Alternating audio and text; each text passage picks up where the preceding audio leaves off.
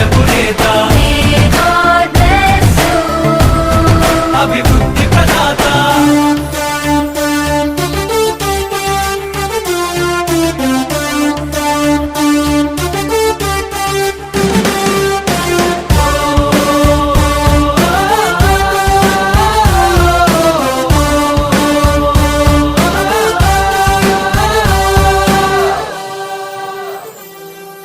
సత్య మార్గముని నమ్మి నడుస్తూ సాగించిన పయనం కోట్లాది మంది అభిమాన జనులకు అయ్యను ఆదర్శ